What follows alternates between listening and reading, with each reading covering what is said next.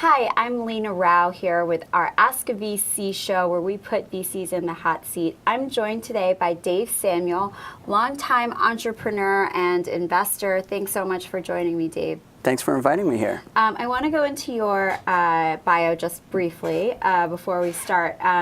You founded a number of companies, Spinner, which was acquired by AOL, our parent company. Yes. Rondell, Grouper, which was acquired by Sony. And you were making angel investments for a long time, but then in 2011, you and your longtime business partner, Josh Felser, decided to found your own early seed stage VC firm called Freestyle.vc, which is what you're working on right now. Yes. You've done a lot together, you and Josh. I feel like it's kind of a rarity to see two entrepreneurs, investors, stick together for so long, be able to found several companies and exit them, now invest together.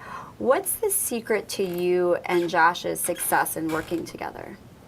Great question. I think as a VC, when we look at a team, we want to see that a team has not the same people on the team, but people from different backgrounds. So as you look at Josh and I, we met randomly at a tech conference at a networking event back in 1996.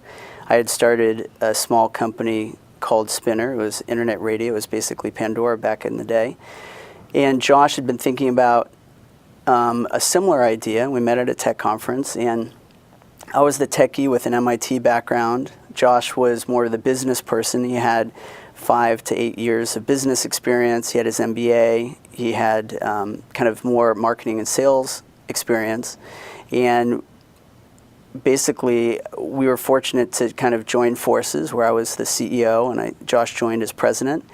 And we found that we can both handle decisions separately. We both trust each other how we work, but we also know that 1 + 1 = 3. So when we're looking at a problem together, I can look at it from kind of an operations technical side, and Josh can look at it from kind of a sales and marketing business development side. We're both good with product, and we feel like we make great decisions together. So we were doing that with our startups, and now we're doing that within Freestyle.vc. It's funny. I asked the same question to another sort of duo who's founded a couple companies together, Kevin Ryan of Gilt and Dwight Merriman. Oh, okay. They've done a couple a few weeks ago at Disrupt. I was wondering, they said that they've never gotten into a fight or an argument. Is that the same for you and Josh? It's really amazing. We haven't, though. As I think entrepreneurs know, like startups are extremely stressful. And I think that we have been fortunate to keep very cool heads within the stressful times, and I think that's allowed us to continue to work together and have it be a very profitable, working relationship.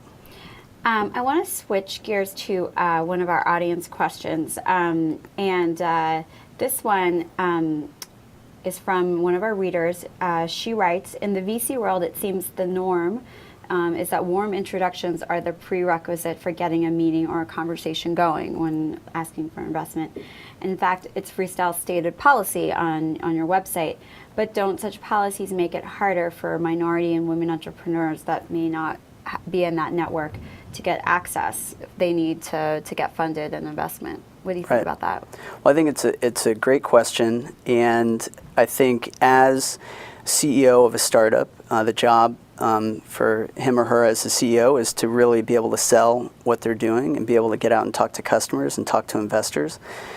And I think that involves networking. So if you don't happen to live in the Bay Area, I still think there's great networking events in other areas around the United States and the world, and even online networking of just being able to continue to meet people to expand your network. So when I started Spinner, I had graduated from MIT, but I came out here, I didn't really know anybody, and I remember going to, this was before LinkedIn or Facebook or Friendster or any of these kind of social networks existed. Before and you Friendster. Actually, wow. Well, before Friendster, yeah. No, I am, definitely.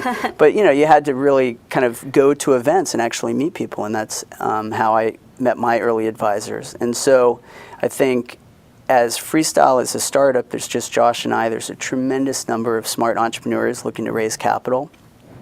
And sadly, we aren't able to talk to all of them. So we have to put up a filter, which is people within my network and Josh's network will kind of hear the deals and kind of vet the deals and then share them with us. And even with that, we have a tremendous number of deal flow just because there's a lot of great entrepreneurs raising capital today. So there is no cold calling then?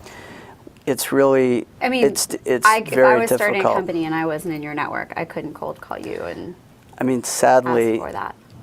I feel bad because Josh and I want to be supportive of no. entrepreneurs, but we just don't have the time in the day to be able to handle that. So we get the LinkedIn kind of emails that come in just because we're on LinkedIn, but if they don't come referred, sadly we have to ignore them because we just don't have the time in the day to be able to answer them all and be able to respond thoughtfully to them all. Was that a thoughtful sort of a piece of your, I guess, investment approach when you created Freestyle.vc? Did you think about that? Or was that just a natural thing that you had decided both that was the way that you were going to approach your investments? Well, I think that early on when you start something, you're kind of looking for customers or investments all over the place. So we were more open about it. But now that we have more established brand and more people looking for funding, we have to kind of narrow the filter. And so I think that I think other firms have likely adopted this. Like we don't have the long list of associates at larger firms that can look at the deal flow that come in. It's just right now, just Josh and I. So we're just challenged with, headcount, basically. I think one thing that's unique about Freestyle is that you guys, are really, really active seed stage investors. You're not just sort of giving the cash and then walking away. You're really want to be the most active of the angels or seed investors. And, yes. And why is that? And what was sort of the thinking behind that approach? Yeah, well, that's definitely part of our marketing message. So thank you, Leena, for repeating that. And I think there's two reasons. One is Josh and I love kind of getting in and helping entrepreneurs. And so because we are not running the business as a CEO today, we still like being able to get in and help solve hard problems. And the way our model scales is we are the most active seed investor during the first year once we invest in the company. And so we are, interacting with our entrepreneurs on sometimes a daily basis, definitely a weekly basis. And we enjoy being kind of an extension of their management team as they're hiring. Typically when we invest, it's just 2 or 3 people.